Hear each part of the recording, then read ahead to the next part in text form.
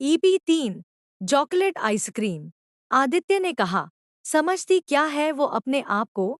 आदित्य की आवाज सुनते ही शालिनी डर गई। वो नहीं चाहती थी कि आदित्य राधिका का ये बदला हुआ रूप देखें।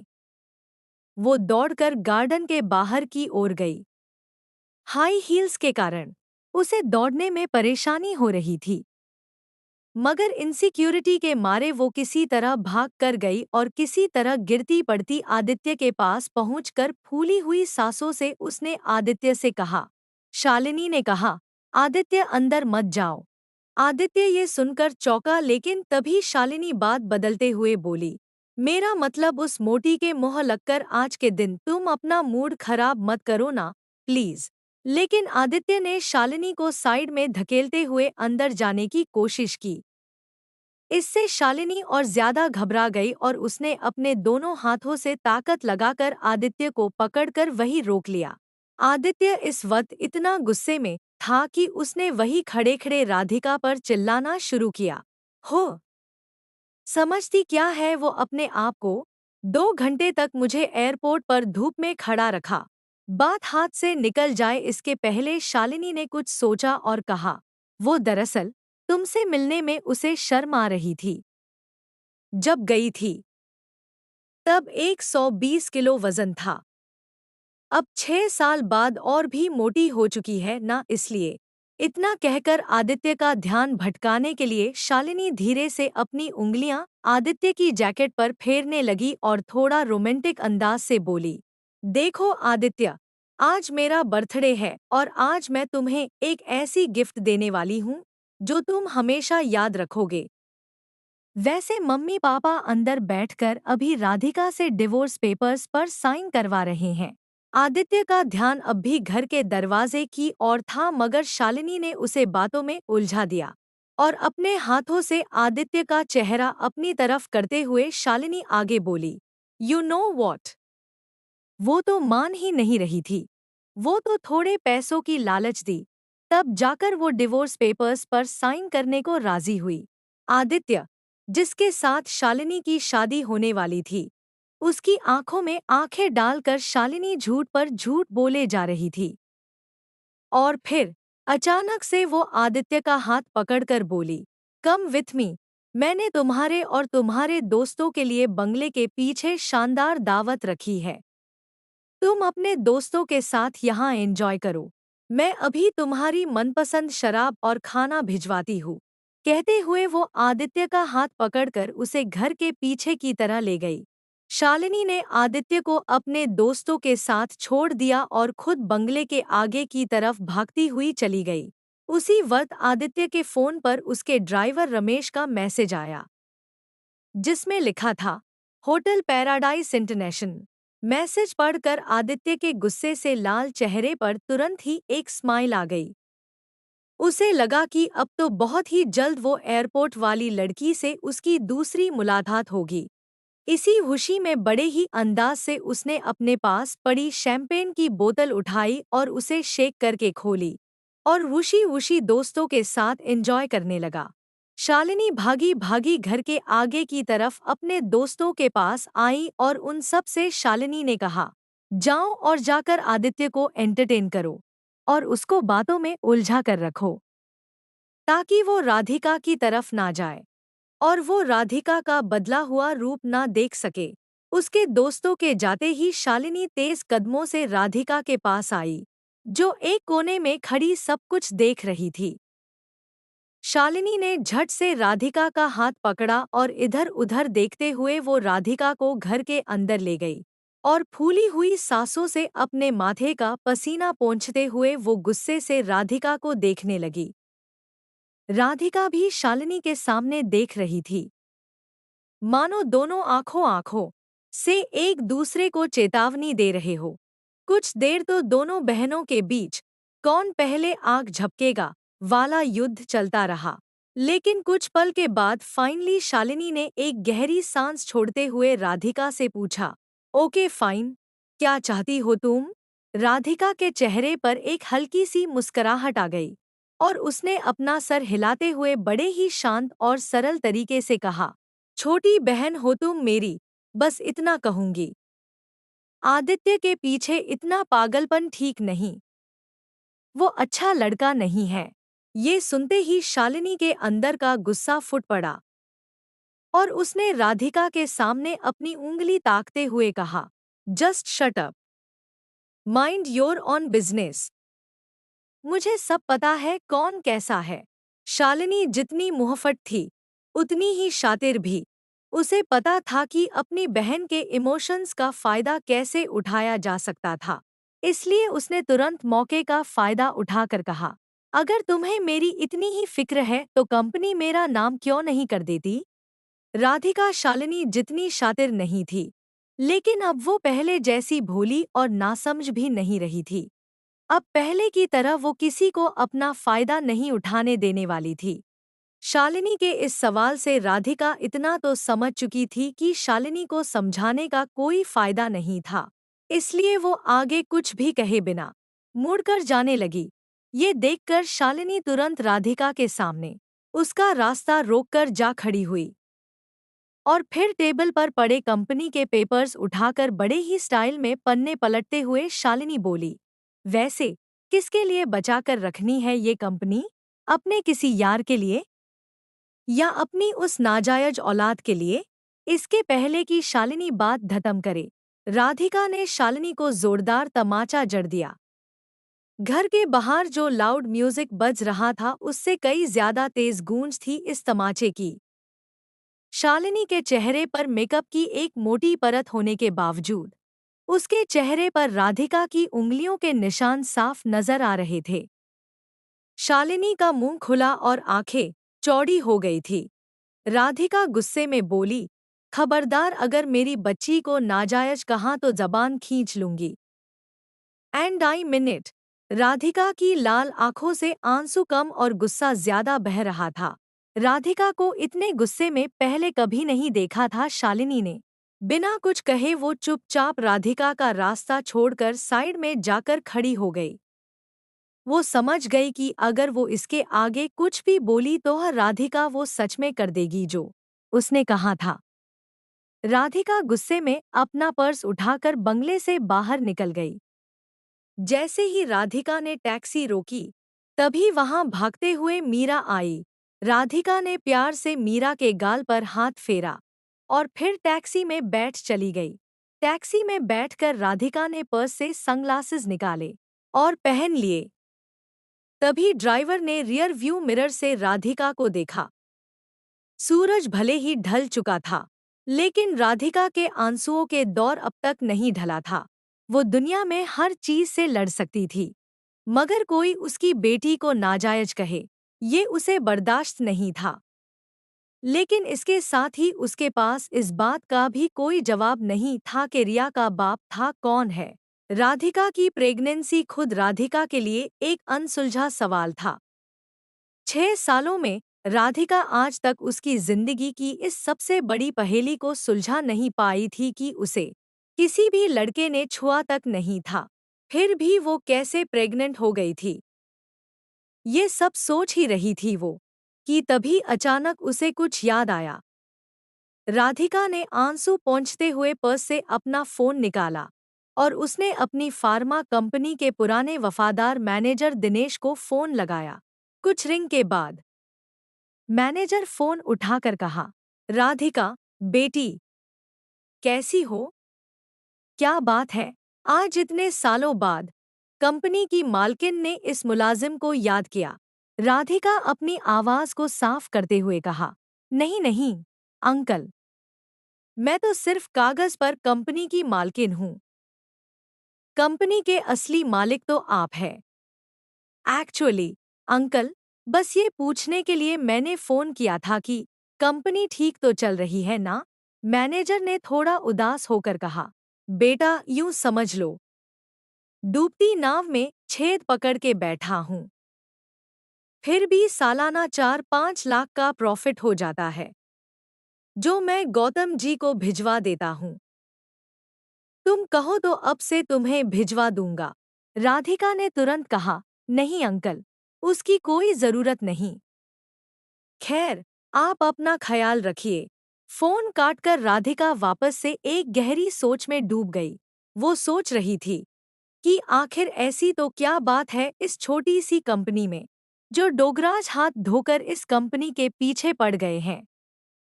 पहले मेरे जरिए ये फैक्ट्री हड़पने ही कोशिश की और उसी के चलते आदित्य से मेरी शादी करवाई। शादी के बाद मैं तुरंत प्रेग्नेंट हो गई और फिर बैंगलोर चली गई, इसलिए मुझसे कंपनी मांगने का मौका नहीं मिला इन्हें।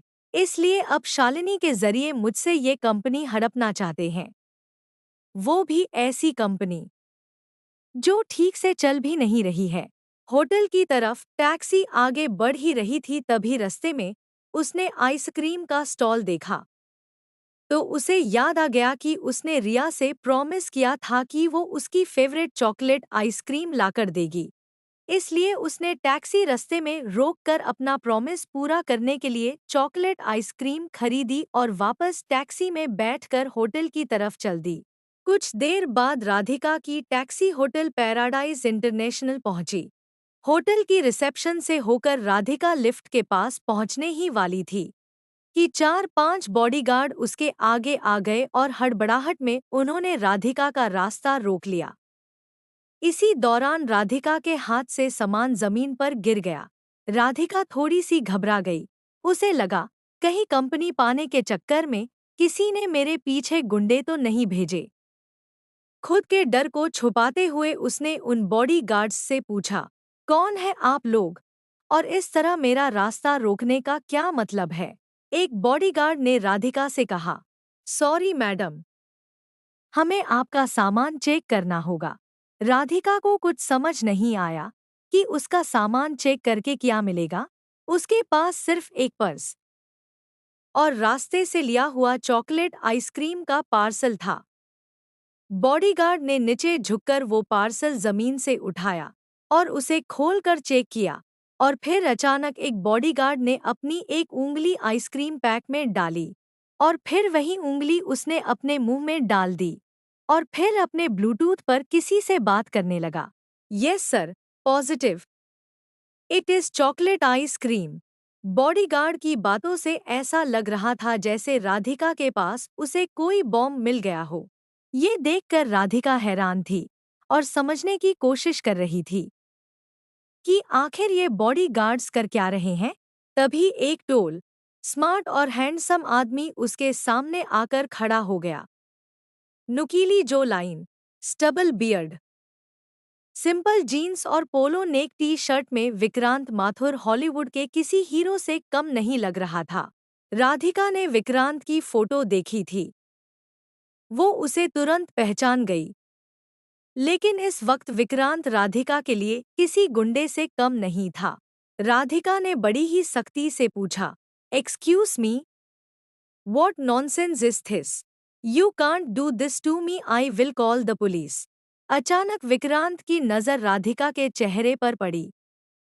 राधिका की गहरी काली आंखें, लंबे काले घने कमर तक के बाल और सिंपल पहनावे में निखरती उसकी खूबसूरती को देखकर विक्रांत एक सेकंड भूल गया वो क्या कहने आया था। तभी दूसरे पल को वो अपनी सेंसेस में आया और चेहरे पर बिना किसी भाव के उसने कहा, हाँ परफेक्ट, पहले खुद चोरी करो, फिर खुद ही पुलिस बुलाओ। राधिका समझने की कोशिश कर रही थी कि आखिर विक्रांत बोल क्या रहा है। तभी विक्रांत ने राधिका को वार्न करते हुए आगे कहा, मुझसे और मेरे बेटे से दूर रहना। राधिका ने इरिटेट होकर कहा, एक्सक्यूज मी, मैं कब तुम्हारे पास आई? एंड लिसन, इस आलिशान होटल के मालिक होने का ये मतलब नहीं है कि तुम अपने गेस्ट के साथ ऐसी बदतमीजी करो। I can see you in the court mister Vikrant Mathur. Vikrant Radhika की ये बात तुरंत पकड़ लेता है और कहता है, आई न्यू इट, तो तुम जानती हो कि मैं विक्रांत माथुर हूँ और ये होटल मेरी है। तब तो ये भी जानती होंगी कि मेरे परिवार वाले मेरी शादी करवाना चाहते हैं, लेकिन मुझे मेरे बेटे के लिए सौतेली माँ नहीं चाहिए। इसीलिए तुमने प्लान बनाया होगा कि पहले मेरे बेटे को फंसा लो, तो फिर बाप अपने आप कंट्रोल में आ जाएंगे। क्यों? होटल की लॉबी में मौजूद लोग राधिका को शक की नजरों से देखे जा रहे थे। राधिका अपनी इंसल्ट का बदला ले तो सकती थी, लेकिन रिया की सेफ्टी के लिए वह कोई तमाशा खड़ा करना नहीं चाहती थी, इसलिए वो ज्यादा कुछ बोली नहीं। विक्रांत जाने से पहले चुटकी बजा के राधिका को फाइनल वार्निंग देता है, स्टे अवे फ्रॉम माई सन। इतना कहकर विक्रांत मुड़कर जाने लगा। होटल के सभी लोग इस हद तक सक्का गए थे कि इतनी बड़ी होटल की लॉबी में इतने सारे लोगों के बीच सिर्फ और सिर्फ विक्रांत के जूतों की टॉक टॉक गूंज रही थी। विक्रांत भले ही राधिका से दूर जा रहा था, मगर राधिका का चेहरा उसके दिल पर छाप छोड़ गया था। ना जाने क्यों, जाते जाते उसको एक बार और राधिका की तरफ देखने का मन किया, और इसलिए मुड़ कर राधिका को देखने जाता है, तभी सामने से सर्विस प्लेट ले जाते वेटर से वो जोर से टकराया और सारी प्लेट्स जमीन पर गिर गई। विक्रांत ने वेटर को देखा और फिर राधिका को देखा और फिर सिर्फ सॉरी कहकर वहां से चला गया। बेहद गुस्से में राधिका ने लिफ्ट का बटन 5-6 बार दबा दिया, और जैसे ही लिफ्ट का दरवाजा खुला, वो पाँव पटकर अंदर गई और सीधा टॉप फ्लोर का बटन दबाया। दरवाजा बंद होने ही वाला होता था कि तभी एक पाँव दरवाजे के बीच में आया, जिसने दरवाजे को बंद होने से रोक लिया। सामने एक 19 साल का लड़का प्रिंटेड टी शर्ट और रेड शॉर्ट्स में खड़ा था। उसके पैर की वजह से लिफ्ट का दरवाजा फिर से खुल गया। राधिका के गुस्से में सोचा कि कौन बदतमीज है ये। रिया की तरह इस लड़के ने भी कान में हेडफोन और हाथ में मोबाइल पकड़ा हुआ था। ये लड़का और कोई नहीं बल्कि विक्रांत माथुर का कजिन भाई राहुल था।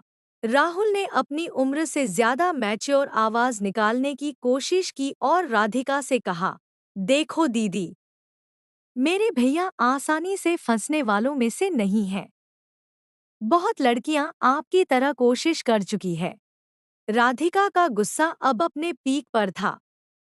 उसे समझ नहीं आया कि ये सब उसके साथ क्यों हो रहा था।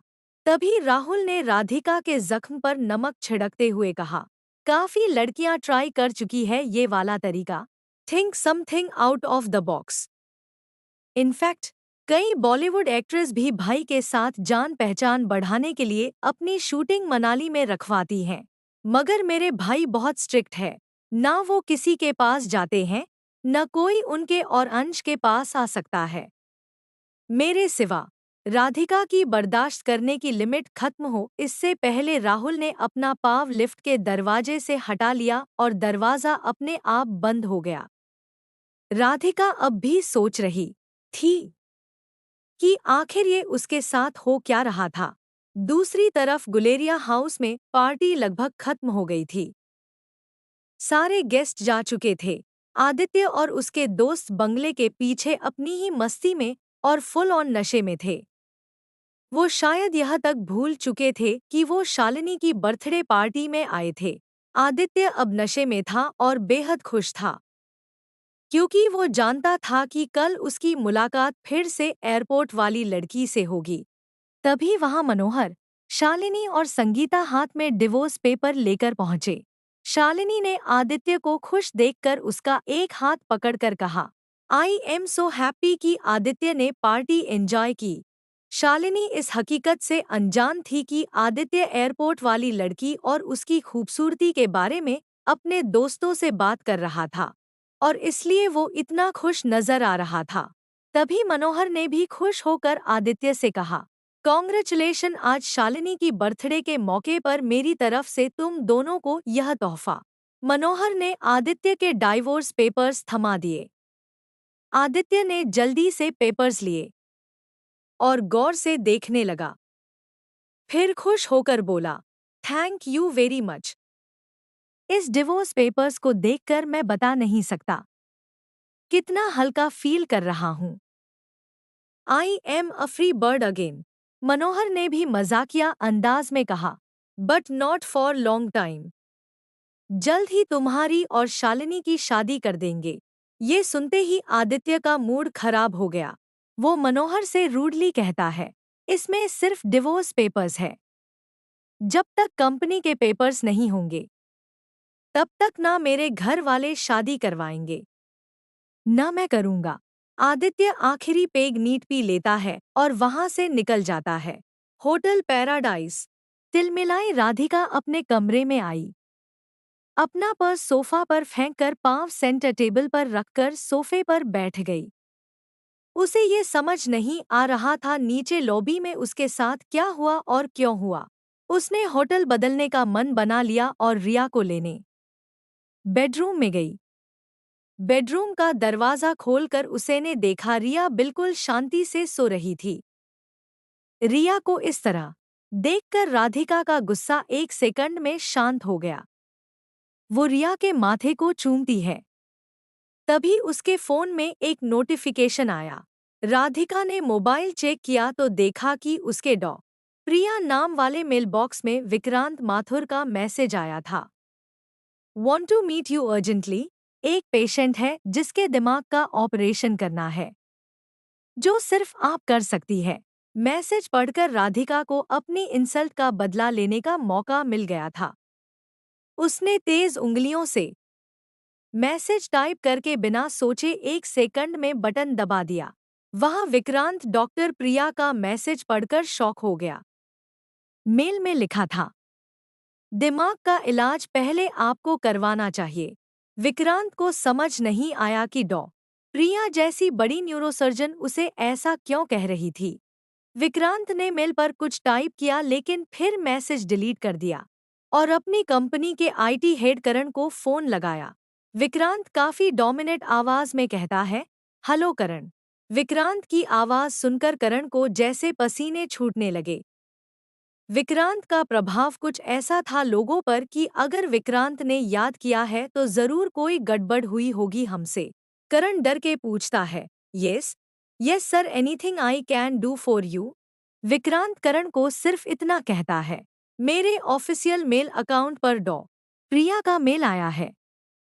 पता करो वह मेल की लोकेशन कहाँ है। वो जहाँ भी होंगी मैं उसे चार्टर फ्लाइट में जाकर मनाली ले आऊंगा। करण के लिए ये काम आउट ऑफ ऑफिशियल वर्क था।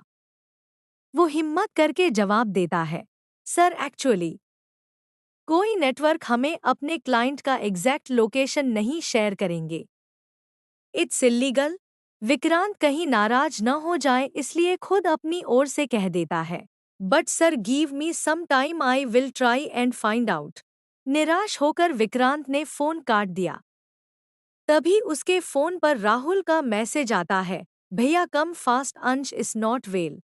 विक्रांत उसी वक्त लिफ्ट की ओर दौड़ने लगा। होटल का स्टाफ विक्रांत को ऐसे भागते देख परेशान हो गया। विक्रांत ने लिफ्ट में टॉप फ्लोर का बटन दबाया मगर आज उसे अपनी लिफ्ट की स्पीड बहुत स्लो लग रही थी। अंश पर जरा सी तकलीफ आए तो विक्रांत बर्दाश्त नहीं कर सकता था। जब तक लिफ्ट 24th फ्लोर तक पहुंचती है तब तक तो विक्रांत के मन में हजारों ख्याल गुजर चुके थे। फाइनली लिफ्ट का दरवाजा खुला। राहुल दरवाजे पर विक्रांत का इंतजार कर रहा था। विक्रांत सीधा बेडरूम की तरफ भागा और वहां विक्रांत ने जो देखा वो उसकी समझ से बाहर था। अंश गहरी नींद में था और वो नींद में एक ही चीज बोले जा रहा था, मम्मा चॉकलेट आइसक्रीम, मम्मा चॉकलेट आइसक्रीम।